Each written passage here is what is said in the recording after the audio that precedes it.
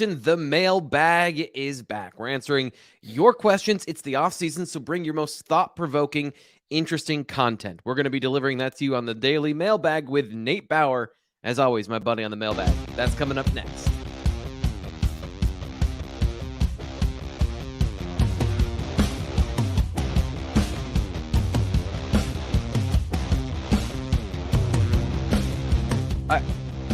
Okay, I'm just going to start here.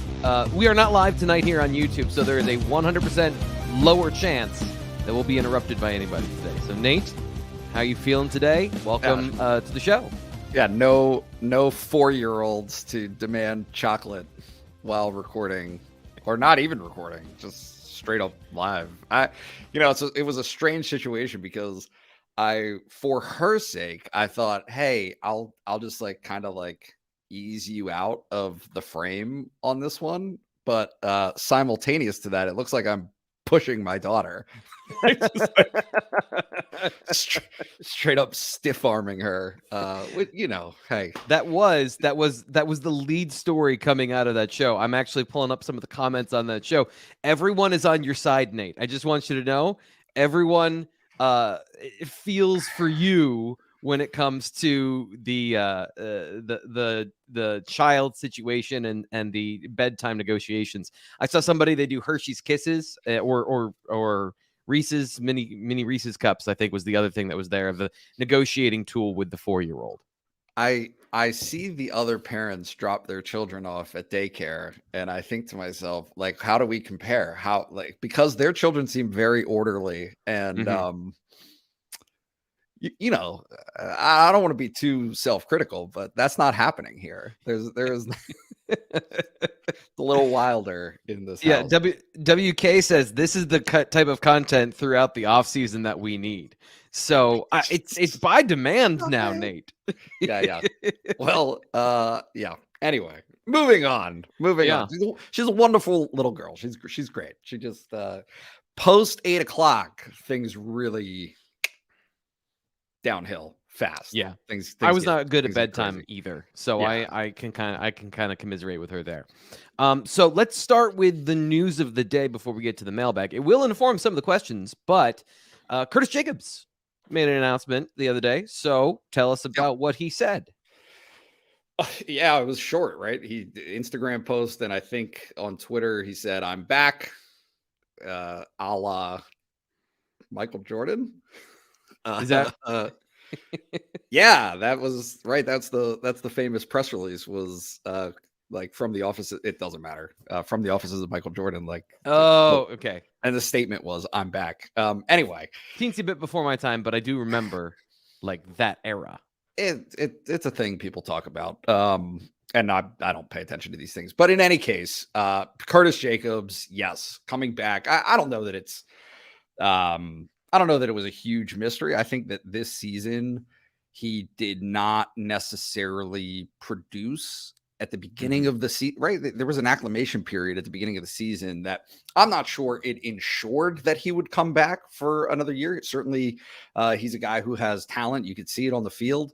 And so there are other players in Penn State, in the recent history for the linebacker position, who have made that leap, whether they had fully developed or not at Penn State. And so that was somewhat up in the air for Curtis, but yeah, a little bit of a guessing game for him. And then finally, here it was 8 days after the Rose Bowl that he decided and announced publicly that he's coming back. So he had his moment. And now I think it's a big time for him of, hey, you're the guy. Yeah. If you're not the guy, you're one of the select few. And I know we have a question coming up about leaders for next year, but Curtis is certainly a guy who has that foundation of a ton of experience, a ton of time in the program. He's such a well thought out kid, well-spoken, and just does the right things. So it's the beginning foundational moment kind of to set him up for next season. And selfless. So this is the other thing that I think goes understated of the story with Abdul Carter is that Curtis has to be willing to move from Will to Sam in those situations. Now they still, kind of went series to series as whether or not he was the Will or Carter was on the field at the Will. But, he moves partially back to the Sam position, is playing in the slot, playing further away from the football. And, through sub packaging, he was able to stay on the football field and play a lot of snaps. But it's something that I want to talk to him about. Curtis, I've been meaning to reach out and get you on the show again to see how the season went. 1,000 things keep happening. So I haven't had a chance to, I want to know that story, because that seems like a selfless thing to do. This is what I think fans don't understand is to the extent of the Sam doesn't exist in the NFL. That's a slot corner. And when you talk about, the NFL and some of the things that are going on there, the number of times I see DBs, like 190-pound guys who are forced to play the A gap because of the way that the NFL uses motion and shifts to force guys into positions where they're not winning, they're not in position. Like, that is what is the difference between college and the NFL in a lot of situations. And to move from that will position back into something that doesn't exist in the NFL, it means you're not putting the same tape out there. Yep. And for him to do that was a selfless act. And he did that for the betterment of the team. So I think the credit of leadership is also through sacrifice and service to the team. And that was a big thing that he did. And I do think it paid dividends, though, because the team and he played well and better when they were both on the football field together. Yeah, it was fairly clear. Like, I literally just wrote about it, but you had these two concurrent parallel storylines, right? One was the ascent of Abdul Carter, becoming a guy who could not just flash his insane talent, but also do it consistently and reliably, and just be a piece of that defense that you could feel confident was going to be in the right place at the right time. Parallel to what was happening with Curtis, which is, adjusting to a new position and making strides through the course of the season. But you could see, certainly, Manny Diaz talked about out in LA about the fact that they really hammered home the Minnesota game as kind of this turning point, of the season defensively, of which Curtis Jacobs was a huge part of that. I think he finished with 11 tackles in that Minnesota game. He was a huge piece of that. And it was about, hey, they had just gotten steamrolled at Michigan. It was gut check time. And they really, you saw it. They talked about this kind of come to Jesus meeting of, hey, this is what you're responsible for. This is what you're responsible for. And so once they kind of sorted all of that out, I think certainly even Ohio State, even given the numbers that ended up Ohio State getting to 44, they played a great game. Correct. The offense was a big part of that. They felt as though they had turned a corner, and they were able to carry that through. And I think it truly, you understand it to a certain extent against Minnesota without their starting quarterback. You understand it against. They're running on 3rd and 13. So we do have to put that context in that performance of Minnesota had few options and Penn State made them pay for it. Yes. And so and this is, I don't want to belabor this point, but there was a lot of, Penn State defense is insane right now. They're playing great against a horrible schedule in November. Right. That was kind of, you had to include that caveat of the offenses the Penn State faced down the stretch weren't very good. But Utah, they were able to manage, for the most part, hold Utah to 14 points really before garbage time. I thought it was a very clear upward trajectory for that group, of which, again, Curtis Jacobs was a huge part of that. Yeah. And I think you can't. It's an obvious thing that it's a huge bonus for Penn State to bring back Curtis Jacobs. It is a huge win in a season so far, this offseason, of huge wins, bringing back the core of players that could have gone but are staying. The guys that and I put Juice Scruggs and Brenton Strange in a different category of like, we don't understand those positions really. And like, it's time for them to go. They were ready. They had good seasons. But the guys who I think are more on the fence of, did I have a good enough season? Can I improve my draft stock? And would it be helpful? And all those guys came back. Or Yep. So far, most of those players at key positions have come back. Anything else on Curtis before we get to the mailbag? No, that's it. I to what you just said, it's like a buddy of mine had just asked me the other night about, it's incredible the job that James Franklin is doing and the staff of keeping the team together, right? Of keeping as many of those pieces together as you possibly can.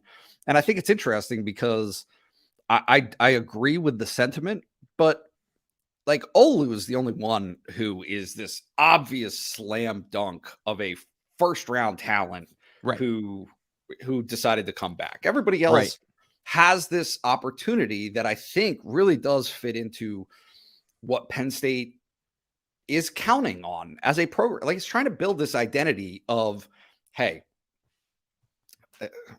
this is a divergent point. Micah Shrewsbury just talked about it the other day. He was like, in college athletics, as a freshman, you want to play. You want to get on the field, right? As a sophomore, you want to start. As a junior, you want to be all conference. And as a senior, you want to win. That's what he said. And I loved it. Because I like think, that. Right. And so I think that you look across the spectrum of players that are deciding to return, and that winning factor, that winning piece is a huge part of it, but also the Jahan Dotson, hey, you could be a 4th round guy tomorrow. You could be a late round pick. Yep. No doubt about it. But you know what you're doing now. You have this opportunity to develop in the system, to feel more comfortable, to really excel and demonstrate and make that leap in terms of what your draft prospects are.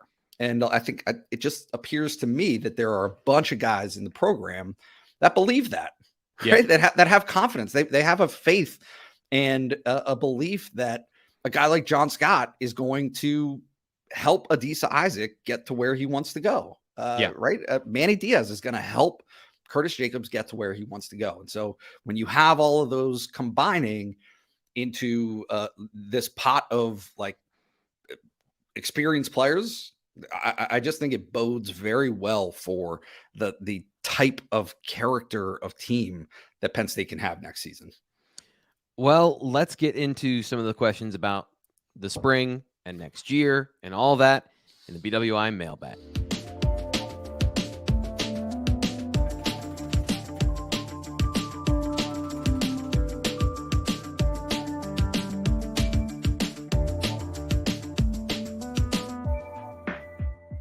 There's nothing I love than a good piece of imaging.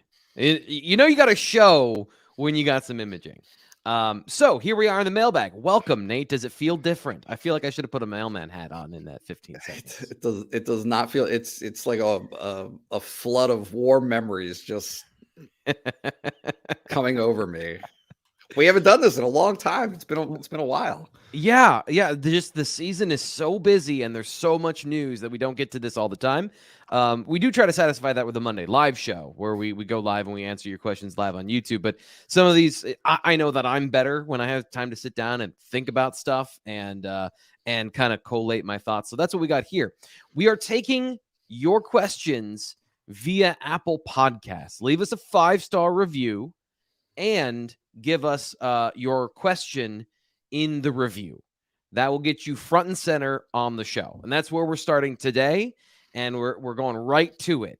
So A. Hinton says through the mailbag, lots of pleasantries at the start. And thank you for all of those.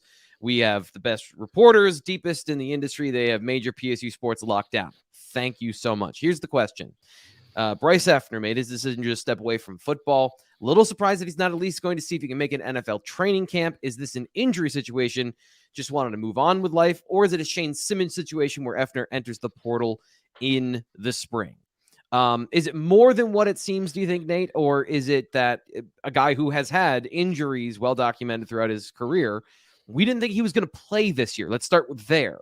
that our reporting and our observations of spring and everything was that don't expect a whole lot from Effner this year. They're down a tackle to start. And then suddenly he's the guy down the stretch. So with his history, what he battled back from, what do you see in the tea leaves here? Yeah, I don't want to come across as this being in any way definitive statement or speaking on behalf of Bryce Effner. However, it seems to he is a thoughtful guy. He is he's one of the more fascinating interviews on the team. He always has something interesting to say. And a lot of times it's not about football necessarily, right? It's he just I think he has interests outside of the game. I think that there are other things for him in his life. And so I in no way would I call this a Shane Simmons situation where he wants to keep playing, doesn't have a spot at Penn State, and will just kind of figure it out in the future of another place to land. Penn State would love to have Bryce Effner back, right? Like they would love to have him back. Yep. But again, I feel like I've said this 20 times over the last 5 days, but the ability to understand it.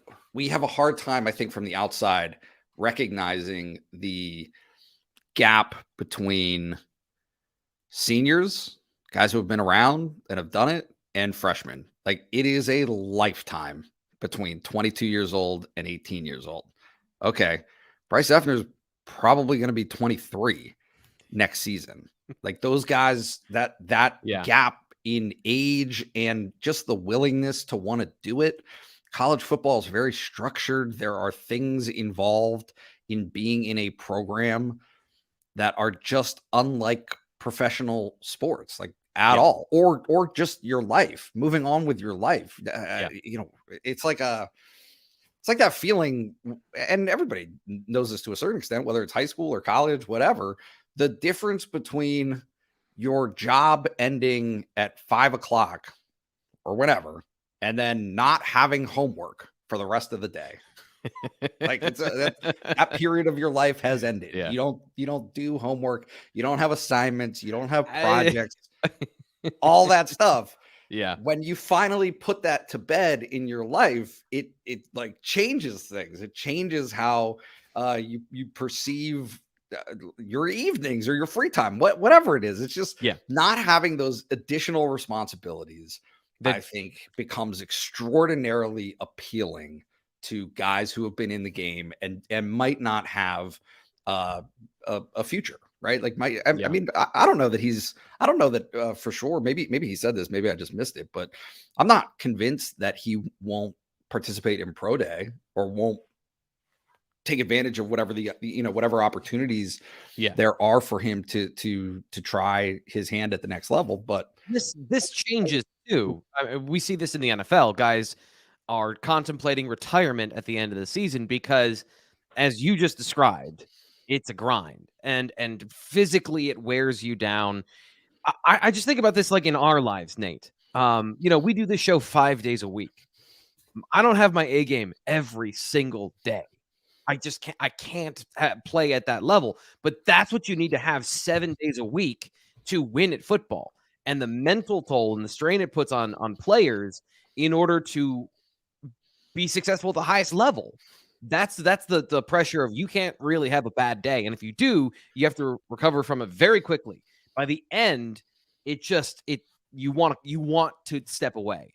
And then a couple months later, you're recovered, you feel fresh, and maybe you want to give it another shot. In this instance, it means maybe a shot at the NFL. Maybe it means he changes his mind and enters the transfer portal. But in terms of the question here of what's the situation, I do believe that he's stepping away from football, right? I do believe that that's not a lie. Yeah.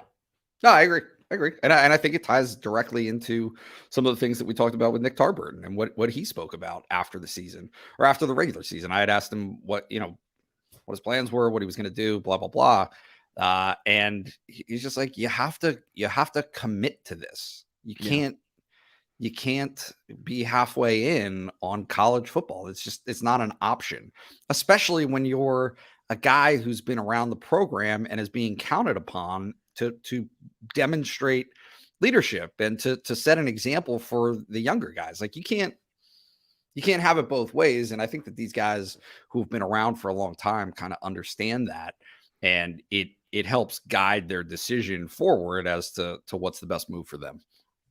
So let's get to our next question. And seeing as we started the show with Curtis Jacobs, we're going to take the linebacker route to start. So Lefenic Fox says, your breakdown of the Rose Bowl game against the run reminds me a little of the Michigan game. It should. They took elements of that. What is the solution against Michigan and Utah running the ball with flow to the outside? Is it scheme development, new different players, something else? Thanks as always. I'm going to say something that's a gross generalization here that I don't necessarily know that I believe in. And I think Manny Diaz would very much disagree with on its face. But this might be an inherent flaw in the system. And this is what I mean. This defense is designed to attack, is to not be passive, is to dictate the terms as much as the defense can, knowing it is a reactionary side of the football. You need to be able to read and react, but read and react very quickly. So when you're being presented with one thing and then given another, like in the game against Utah, where there's a lot of end arounds, jet sweeps, quarterback run to the outside, you're keying on the primary blocking concept. Inside zone, outside zone, whatever it is, counter, whatever they're doing there. And this is an aggressive system where you want to be in your gap and you want to fill your gap. At one point, Abdul Carter is filling his gap. Looks like he's run blitzing. That's a decision. That's not a mistake. But Utah had run a zone option pitch to the outside. So he's crashing down. The defensive line is slanting one way, and that gives them the outside. That's just one example. Like there's 100 plays, and you can go play by play and give different examples of successes and failures. But I guess that is, to me, a part of this puzzle. But it comes down to awareness. Everyone's got a gap, and defenses should have this conversation about, you mentioned the come to Jesus meeting, right? And on the message board, there was some talk about a lack of trust and lack of trust on the defensive side of the ball. But to be clear, from what I would assume that conversation was about, it's not like, I'm going to steal your girl. Like, that's not the lack of trust we mean. It's like, be in your gap and don't freelance. So Abdul Carter, Curtis Jacobs, going back to that conversation about the Michigan game, you're pulling players to the outside. Those gaps don't disappear. You're responsible to be on the specific side of an offensive lineman. Even if you're not going to make the play, you have to redirect the football back to your teammates and trust them to make the play. So you need to force the ball back inside if teams are going to run to the outside. That requires you to have the awareness, and this is what I think happened in the game against Utah a little slow on the trigger. A couple guys didn't really get to their spot on the outside. There's a little bit of a lack of recognition, a little bit of slow on the draw, which they had been very good about during the regular season. And that's where you were facing a team that executes at a high level, and you've got to match that. But against Michigan, they were not trusting that somebody else was going to make the tackle. So, and not to call it individual players, but the second level of the defense was trying to knife under their block and make a Micah Parsons play, is just what I'm going to call it. Like that superstar thing where you say, that was amazing, don't ever do it again. You didn't follow the rules of the defense.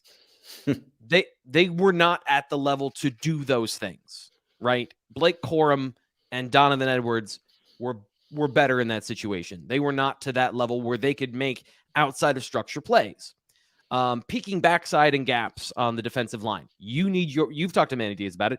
You need to be in your gap. You're responsible for your gap. You're not half shading a guy. You're not going in the middle and two gapping. Be in your gap. There were times where you saw guys peeking backside or just losing against Utah. And that's where you get some of those plays that continued drives. So to me, it's two things. It is the nature of the defense is going to be susceptible to it, but then the awareness of your weaknesses, right? And the ability to just play with the level of anticipation that I'm not going to trigger downhill on this because I know what's coming and this team's going to try that. So to me, that's kind of a large and kind of hopefully specific view of each of those broader conversations. Which is why Curtis Jacobs coming back also is super helpful, because he's played both the Sam and the Will now, and he has that accumulated knowledge, and he's gone through those trials and errors, and he's gone through those failures and successes. So you bring back that institutional understanding. Is there anything in this you want to comment on? Because I know this was pretty specific to me. Yeah, not really. The one thing that stood out to me about what Curtis said at the Rose Bowl was how the defense really, the system that you just described, it might not seem like it because you're just responsible for something, but that being responsible for something allows you to play very aggressively. Yes. In his mind, it's, hey, this frees me up to make plays based on knowing exactly where I need to be and when I need to be there and what I need to do when I'm there. As opposed to, like you said, that freelancing style where it is less, less of a construct, I guess. Right. Would be the way to put it. So in certain defenses, to explain, like, you've got a guy that is responsible for two gaps. He takes one. Based on the running back, you take the other. Oversimplification of this, but like that's traditional sort of offense. Is what the running back and linebacker are doing is they're playing a game of chicken. I'm going in this hole. No, just kidding. I'm going in the A gap over here, and I fake the linebacker out, and I get through the hole. Right. So that's kind of reading the linebacker or reading the running back. That's what's going on. So if you just eliminate that and say, I'm in the A gap. I don't care what you're doing. I'm in the A gap. And that's what Manny Diaz was explaining to all the way back to the preseason when you had that awesome interview with him that really got to the nuts and bolts of what he's trying to accomplish. That's what he means. Like, we're not guarding two doors. I'm guarding this door. You're guarding that door. And we're going to make sure that all the doors are guarded. But if you don't, these are the results. Next question. Which position groups are the biggest question? Oh, no, that's not the one I want. I'm sorry. We want to go to this one. It didn't move around. Nope, that's not the one either. Where is my other linebacker question? Okay, I will upload that in a second because somehow that did not make it through the filters. Is it here? No, but let's start with this one because you can talk about this one and you can go and then I'll go get that one. Which position groups are biggest question marks going into the spring? This is a very good Nate Bauer question. What jumps to your mind as things that need to be solved heading into the spring? Receivers. Yep. Quarterback. And I feel like I'm the bad guy here because I don't want to be the bad guy, but I think quarterback is a big deal. I think they have all of the talent in the world and they have done all of the right things. Right. Both Drew Allar and Bo Prabula. Like, it should be a very compelling spring. Mike Yurcich said it at Rose Bowl Media Day. Like, this offseason is all about development at that position. They can just, I'm not going to call it relax. It's the opposite of relax, but it's also not, it shouldn't be stressful necessarily. Freeing in the same way of having only one responsibility, right? Yeah. Like, this is what we're doing. You're going to decide who's the quarterback and the two of you are going to compete.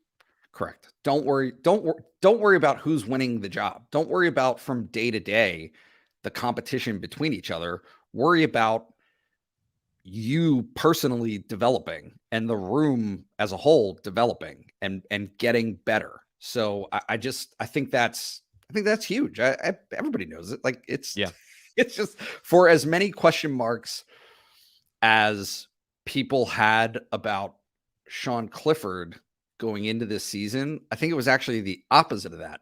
There really weren't questions about Sean Clifford. You knew exactly what you were going to get, positively and negatively. Yep. It is incumbent on these guys to do as well as they possibly can to put Penn State as a program in the same position going into next season. Is you want to know before whoever it is, Drew Allar, Bo Prabula, whoever takes that first snap against West Virginia, you want to know that they're ready for it. Yeah. Right. Like, you don't want to be guessing. You don't want to have doubt in your mind that they know what they're going to be seeing, that they are able to play within that construct. So yeah, but the secondary part of that is who are they throwing it to? Like who's going to catch that ball? And right now it is a big question of, does Penn State have the receivers already on the roster and in the room who are able to develop and become consistent? Mm-hmm. And if not, or even if so, who are they going to add that can propel that, who can push that along and be that steady presence as in the wide receiver room? Yeah, and that transfer portal can pop at any moment, right? So make sure you subscribe to Blue White Illustrated here on YouTube. You hit notifications so that whenever we have a video that goes up, you get it, and you don't have to watch all of them right away. But if there's breaking news, you want to know that one pretty soon. So if there's a receiver that commits, if there's something else that happens, make sure you subscribe. And as we said at the start of the show, like the video, but give us the review on Apple Podcasts, and we're going to be doing a weekly mailbag. So drop your 5-star question on Apple Podcasts, and we'll be getting to those in the show. You covered, I think, the most important ones for the team. Like, let's just go hierarchy of needs here. And thank you for saying what you did, because I don't have to be the bad guy then. I don't have to be the wet blanket to be like, here you go. Your 5-star quarterback might not be great right away. So thankfully, I don't have to say that. Defensive tackle, to me, that's a screaming need. That is something where this team, if we're talking about what we're talking about, which is having this team have answers at every position to potentially take a step next year, right? To kind of break through. And James Franklin and I'm doing the same thing that people do with the good to great to elite comment. But going back to that Michigan game and lamenting the lack of size. And I think that it doesn't mean as much as I'm talking about it, but it is a thing that's nice to have, right? It is a thing that's nice to have. Yep. So finding a one technique that plays well with the athleticism threshold that you want out of the position, but is still a run defender, still has that in his profile, that isn't just the quick penetrating potential sack artist guy. Finding somebody to play that role is very important to the overall ease of a defense, to make things easier for guys, for linebackers, for other defensive tackles. Yep. And if not, they'll have to cut and paste. They'll have to modify. They'll have to go best case scenario outside of that. But if you could find a guy in the portal who fits that veteran positional skill level, that goes a long way. And this is another area that I think is not as big of a need. And you wouldn't say like portal maybe, but raising the level of play at linebacker consistently is critical. Is very important. And I know that we've had a lot of discussions about that particular position, and fine. I think we described middle linebacker this year as fine. Like it's acceptable. But if we're talking about having a complete team with a lot of answers and a lot of, good play at every position, getting to a certain standard at every position, that's fine. Fine is fine until it's not fine. And we know the games where it's not fine. Yep. And that leads us into the question that got saved over, but Psyche had a great question, and I wanted to get to this one. If you're a defense coordinator, who are your top 3 guys at linebacker, including the Sam with Sutherland this year, what would your depth be? Plus, where would you put this year's 3 top recruits in that lineup? So, again, I'll let you go first, seeing as I just spent several minutes talking. I'm not sure I understand. Can you give me the question one more time? Give your ideal lineup at linebacker. So next year. For next year, given the guys they have, and then where would you place the freshman that just came in? Boy, I don't know. You look, like, certainly you want Abdul Carter on the field, and I think that you want Curtis Jacobs on the field. Is 2/3 of the way there. It's perfect. I am not here to resolve Tyler Elsdon and Kobe King. I just they'll figure that out. I don't have an opinion on the 2 of those guys, because I do think that they both have competing storylines that aren't the same, right? Yeah. One is about one guy is like trying so hard, and they're both trying hard, obviously, but right, like Tyler Elsdon wants to be perfect, and you can see how hard he works, and He understands defense. He understands what his role is in terms of getting everybody into the right place at the right time. But there would appear to me, and I think that this is probably a fair critique, to be like some ceiling issues of it like what is his maximum output in terms of being in the right place at the right time and making the play. I mean, how many times was he in position to make a play that somebody made a play on him this season? And so my question is not necessarily, oh, that means he's condemned to never make that play. It is, can he take that final step? Right? Yeah. If you're there, right, that's more than half the battle. Finishing the play is a huge part of that. And so can he take that stride? And then the other part is Kobe King is a guy who, for every reason in the world, just needed some time. He needs some time. It's complex. It's complicated. There's a lot to handle and a lot to digest. And so I think those two guys can figure that out. But yes, those are not. I mean, I guess those are the three who I would see as being the starters. And then after that, a guy who I think is not being talked about, and I'm going straight to this, just because he's out of sight, out of mind, is Tyrese Mills. Like he's gonna be there. He's gonna be a part of the equation there. In that John Sutherland hybrid, right? Whatever you want to call it there. Safety body type playing with linebacker physicality. You know, that I always think of it as the 11th defender, the missing piece that makes you whole.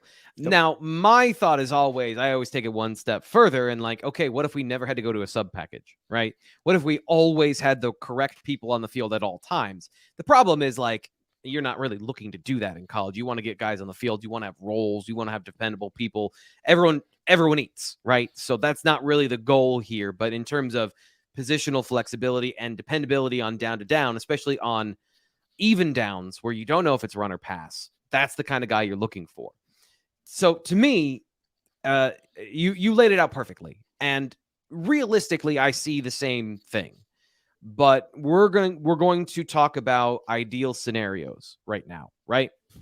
And ideally, Manny Diaz's Mike linebacker has more speed. Just everyone on the field runs in Manny Diaz's defense. And even Kobe King, a good athlete, does not have that level of speed. So, and part of that, I think for him is a little bit recognition, and it's a little bit of that, awareness factor that you can get a head start if you're a more mature player playing Mike linebacker. So I would start the bidding here. The conversation we had about the linebacking group and some of the sacrifices that Curtis Jacobs made. So Abdul Carter moves to Mike. You use him as a spy more. He gets more, I think, more active in that role. One of the reasons that there was some quarterback run leakage, not entirely, but like if your quarterback is running on second down and you're not in the prowler package where he's the spy and he's playing Will, he's covering linebackers and tight ends. He's running down the field. And that leaves the opportunity for guys to get out of the pocket. He does a great job at that in the prowler package on third down for the last month of the season, blitzing over running backs in the middle of the field. I think that is a really good developmental piece. And he doesn't have to play Mike the entire time, right? So you can go to your big base or whatever you want to do, and you want to move those guys around because they've played those positions and they're kind of positionally neutral. You can mix and match in sub packages and game plans and things like that. But having that speed of Will and Mike both being NFL guys is huge.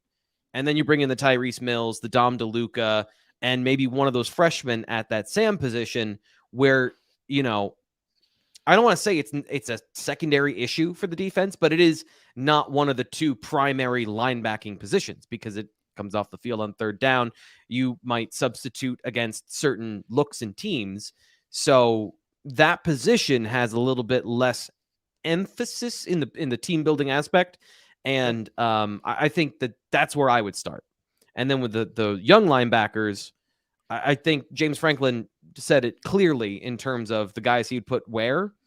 Long term, though, And he mentioned Tammy Robinson, Mike, Kavion Keys at the will, and then at the Sam, you have Tony Rojas, who's so fast. He's so fast. Long term, though, like both Keys and Rojas were defensive ends in high school, and we see a little bit more out of Keys in terms of playing linebacker, a little more run defense, a little more power through contact. But Rojas has a big frame. I could see him being that prototype Will eventually, and kind of shuffling that around. But that's where I think they'll start. Next question we got here, Nate. Unless you wanted to go into the recruiting section of things. No, never. Here you go. Leadership important on this team. Guys like Sean, PJ, Tig came to mind. Guys that were the voices in the locker room, bounced back after losses, and had an 11-2 season. They didn't let things affect them throughout the year. I'm kind of paraphrasing the point here. Who do you think the guys are most likely to take on those roles this coming season? Yeah, this is right up my alley because it's impossible to prove one way or the other until they name captains. I like Keaton Ellis as a leader type voice. I like Caden Wallace as a guy who's been around for a long time and could have a leadership type voice. I'm just scrolling through the list of players who have contributed this year. Curtis, obviously. I think Curtis is a big part of that.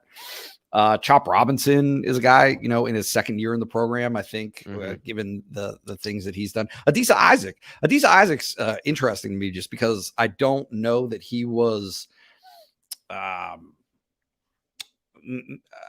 don't know that like being vocal or comfortable was necessarily like the first thing on the agenda for him. But I think that has taken strides through the course of the season, legitimately, like from last year to now. I think that he's coming out of his shell is the wrong way to put it, but just in terms of being that front facing voice and a guy who interacts more with the media and who is made available with the media more. I think certainly he fits that bill. Those are Landon Tangwall, probably, right? As a guy who is, again, like vocal and has some of those leadership qualities. And then Hunter Norzad certainly jumps out to me as well as a guy. How much does it affect your team if the quarterback isn't one of those guys? And that's not to say that they can't be, because that could be one of the unknowns when we talk about the true freshman last year of why they weren't going to be the guy.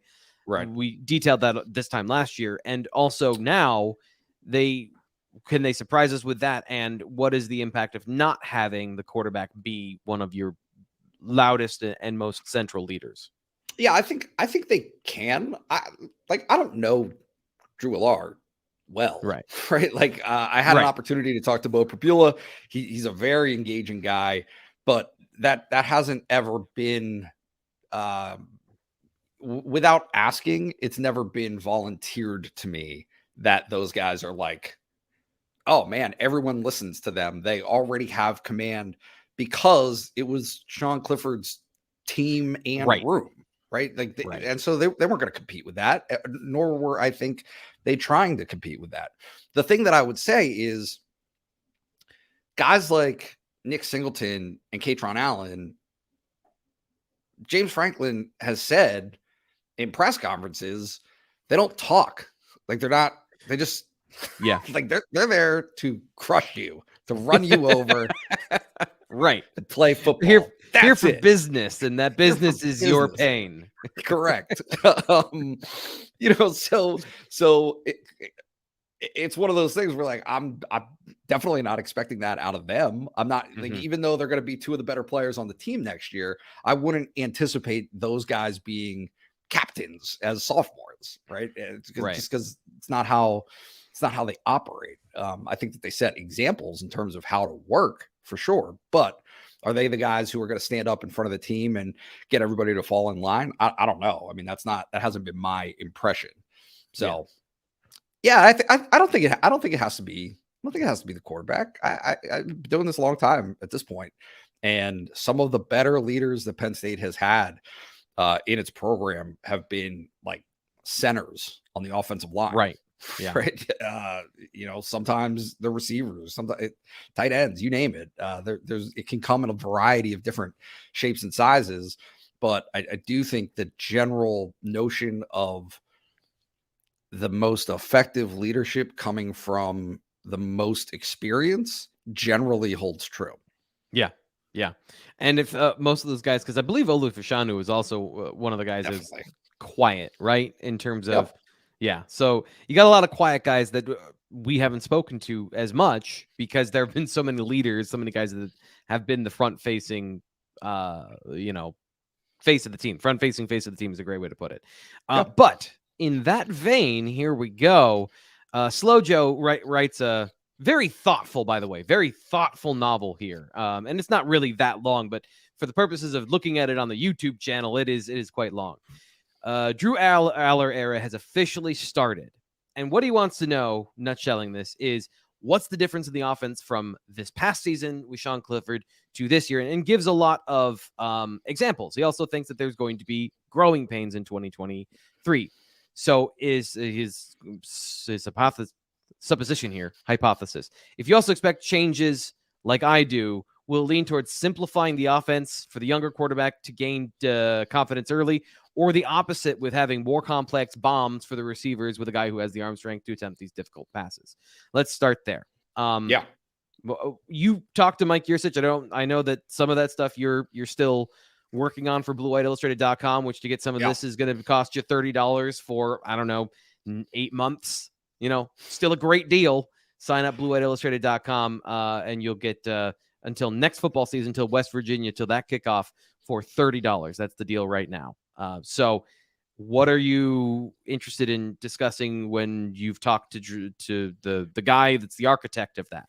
His and I'm bogarting my own story for whenever this comes, but his excitement over the notion of tailoring the offense to those different guys' strengths, right? Yeah. Like Drew Aller and Bo Prabula don't do the same things. They're not the same quarterback. They're not the same style of player. Yep. And so he was very upfront about this is an enjoyable experience of being able to tinker and toy with and implement an offense in a system around, like, and he said it. He's like, you're always going to have your base plays. You're always going to have your base packages with the things that you run. But there's so much that can be done off of that based on what those guys' strengths are, that it's appealing. It's that's what he gets up in the morning for. Yeah, right? like he loves football. He's all about it. That's the guy's MO is to be into that. And so I think that is a very it's a precipice of which he's excited to get started. Yeah. And truthfully, Slow Joe, this is what I've been saying of like, let's pump the brakes on the talk about next season, because we need to know what Drew Aller is good and not good at. And that is we only get the window into that through football games. And we'll get a very small, very curated window during the blue-white game. We're not going to get a whole lot of insight into what he does and doesn't do well from either quarterback, because that's the whole point. That's the game, right? So does Drew Aller, is he good at design deep shots where you're doing things with route combinations specifically to get a guy open deep, and he doesn't have to think about it? If it's there, he can throw it, and if not, like, he can check it down or whatever the next thing in the play is, but it's designed where he's not doing a full field read. He's looking high to low, whatever. Does he do full field reads well? Does he do spread well, 5 wide? Can he, because that in high school, that's what he did. It was 5 wide, pick the right receiver, and throw in the face of the blitz a lot of times is what, and that, again, I'm going off of what I know, and that's from high school where he's seeing static cover 3, which doesn't change, and he can read and dissect. So who knows? Well, Mike Yursich knows. What I would point to is what is the offense good at too. And I think this is part of what you were saying is Nick Singleton isn't going anywhere that we know of. The offensive line isn't going anywhere for what we know of. They took a step this year as a good run blocking unit that they need to improve upon. They took a step to become the identity of the offense, to not just be capable and competent, but to excel. They need to do more. Like, they do need to take a step there. And that is what could set up a lot of the identity of the offense, where now this past season, we knew that they were going to run the football, right? But you didn't have to hyper focus on the blocking scheme, right? So you need to be in your position, force the play action rollout. You can take Clifford and put a guy in his face, right? What if next year, if you aren't dedicating the resources to the running game with intense focus, Nick Singleton is going to rip off 17-yard carries consistently because the blocking is good and he's going to make guys miss. That opens up a whole new world of play action design. That means tight ends, right? So we're right back into now the tight ends have a prominent role, which they're probably going to have anyway. Theo Johnson, he's one of the guys I'm predicting to have a breakout year next year. So those are the factors outside of the quarterback that we do know about that could inform some of the things that the quarterback will be asked to do, because he's asked to operate the offense. Let's get through, I believe here we go. This will be our last question. Who are the top 3 2023 guys in the class of players to have the biggest on-field impact, and compare them to the 2022 guys and their impact this year, which was obviously remarkable. Nate, I know this is not up your alley, so I'm going to ask you this. Who are the 3 most impactful players on the team that you saw that are going to take that step in 2023? Like your top 3 guys that are going to have the most impact next year. Current players of any class? Yeah, guys that, who are the guys that are going to have the best seasons? Like a little bit of a prediction here, but guys that you think that were good this year that are going to have the most prominent roles that will dictate the success of the team next year. Who are the guys that come to the top of your mind? Yeah, Nick Singleton, Katron Allen, and Abdul Carter. Okay. All 3 of them are freshmen. So we're already starting with a baseline of this class is not that. Yeah, well, this class is not that. Here's my only thought that is, let's call this my little compass, is I do believe that there is a just scratching the surface element of all 3 of those guys and their potential. I really do believe that for as well as they played this year, it's easy to kind of gloss over when they didn't play well based on how awesome their awesome plays were. That I think if they can eliminate some of the bad plays and some of the things that they didn't do well, which I think they will gradually eliminate those. It just kind of naturally, there is more room to grow for younger players, right? You just, by the time guys are juniors, you pretty much know, like you pretty much have an idea. Now, some guys break out for their senior year, but for the most part, they've established an MO. And so I do think that those guys are very much just at the beginning of what their actual potential is. So I agree. And I want to throw one name in there. And I know that he got a lot of love this year. Olu Fashanu can get much better as a run blocker. So he even has like a lot of room to grow as a first-year starter last year. And he was a national player by the time he didn't play again. So again, the excitement for 2023 is warranted. Terms and conditions apply. So I'll get to 23. This class is not going to have the same impact because of everything Nate just outlined. And the physical readiness and all of that stuff. And the talent, the 5-star talent in this class are offensive linemen. Penn State is now down to 3 offensive tackles. So does Javen Williams or Alex Birchmeyer get pressed into duty? Because this year we said, well, they can't have their tackles get hurt. And they were down to their 4th tackle. The freshman had to play. So those guys might have to have an impact. And, I think if if we're starting with Drew Shelton as a template of they could get through a game, they can get through a season, the end of the season with Drew Shelton playing good for a freshman who hadn't really pass blocked a whole lot in his career, then I think these guys can also do that. But players that I think are going to have an immediate, that are going to see the field or have the skills and ability to see the field. Andrew Rappelier, he can come in and compete for that H-back position that Brenton Strange just vacated. I do think Tyler Warren is going to get the first crack at it. I think he looked a little more natural of that than the Y. King Mack. I love King Mack. I love watching King Mack play football.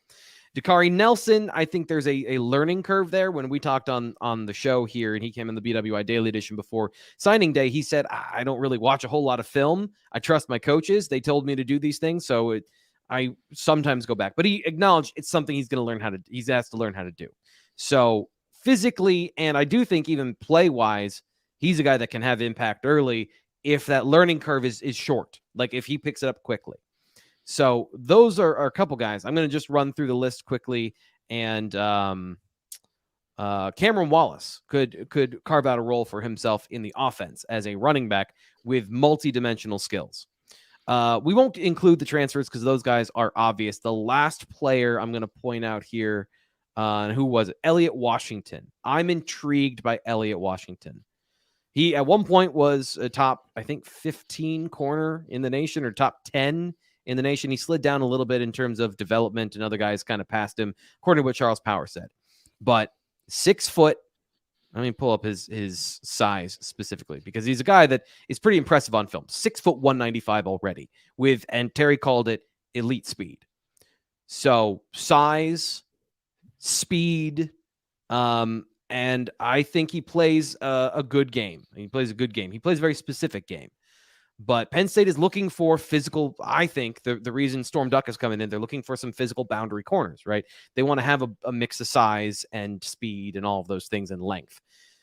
Where he fits in, can he contribute early? That's a guy I'm looking for, as he fits a need, and I love him as an athlete. Holy cow, is he fun to watch. So there's not the obvious impact guys, but I do think there's a couple sneaky guys that could play and could contribute if things break the right way.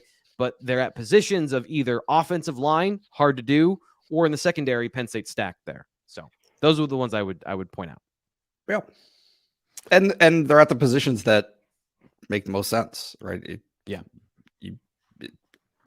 Penn State has had a run now of corners who have dipped their toes in as true freshmen, Cam Miller being the latest, right? You've had these examples of positional development, and they get their feet wet and go from there. So no, I like your picks. So let's go from there. And by go, I mean leave, unless you got anything else you got. That's it. Let's move on. Perfect transition. Yeah, let's Penn State basketball. Yeah, we got a Hoops Indiana podcast coming up here at the end of the week, so make sure you subscribe to that. There's going to be some by the way, there's going to be some changes to the programming here on the Daily Edition in the offseason. Coming up next week, the recruiting show is flipping to Monday because Junior Day is that we're starting into that for January. Really important time of news information, and the guys want to get it to you as soon as possible. So we're flipping days. Recruiting shows on Monday. Live show Tuesday, TBD sort of situation. And Nate and I, we're going to be folding the Hoops podcast into the daily lineup, but because of the fickle nature of basketball scheduling, that one is going to be a floating show throughout the week. So we will be letting you know the schedule as we go with that and where that fits into the weekly Daily Edition. But we're going to be doing the podcast or the mailbag show every week. So 5-star review gets you your question front and center here on the BWI mailbag show. Leave your question with a 5-star review on Apple Podcasts, and we will get it here and we'll answer your question. We had a lot of great stuff today. Nate, you were stellar. Thank you so much. Thank you so much for having me, T-Frank. It's always enjoyable. Tomorrow is Nate and Fitz on the BWI Daily. That for sure.